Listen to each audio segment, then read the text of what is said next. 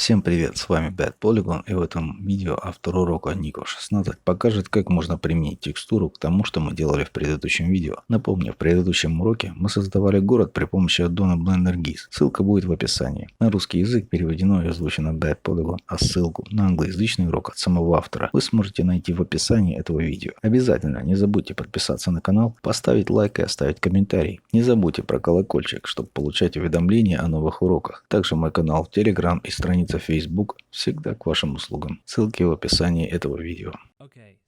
Итак, в предыдущем видео я показал вам, как вы можете импортировать данные OpenStreetMap в вашу сцену Blender, используя Blender GIS. И в этом видео я хотел показать вам, как вы можете использовать текстуру изображения, которая идет вместе с ландшафтом, и нанести ее на крыши зданий. Окей, итак, для начала нам нужно выбрать все крыши. Я собираюсь выбрать все постройки. Нажму Tab, чтобы войти в режим редактирования, а затем нажимаю тройку, чтобы перейти в режим выбора граней. И выберу одну из крыш. Потом переходим в меню Select Similar и выберем Normal. Так мы выберем все грани, которые имеют одинаковую ориентацию нормалей. Думаю, что мы все выбрали. Теперь нам нужно добавить несколько материалов. Итак, в настройках материалов я добавлю два слота. И в первый я добавлю материал по умолчанию, а во второй добавлю материал под названием Roof и нажму Assign, чтобы применить материал ко всем выбранным крышам. Теперь следующее, что нам нужно сделать, это дать этим поверхностям крыши UV-карту. Теперь нам нужен вид сверху. Жмем семерку на нампаде. Или вот на этот виджет здесь. Переключились на вид сверху. И теперь, если вы нажмете U, а затем Project from View, то мы спроецируем грани, как вашу UV-карту. И я рекомендую выбрать Skeletal Bones, потому что это поможет ограничить UV-острова. Я собираюсь разделить свое рабочее пространство на две части, и в этой половине я выберу UV Editor.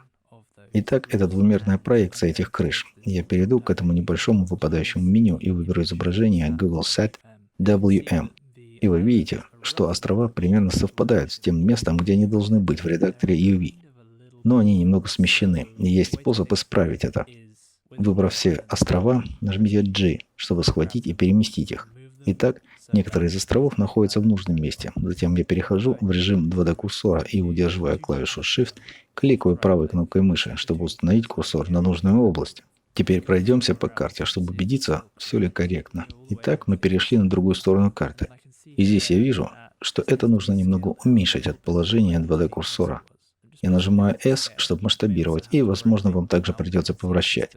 Теперь я вижу, что это здание размещено правильно. Все выглядит довольно корректно и неплохо. Теперь мы еще должны сделать несколько нодов материала, поэтому я собираюсь заменить UV Editor на Shader Editor. Я нажму Shift-A, чтобы добавить новый нод Image Texture.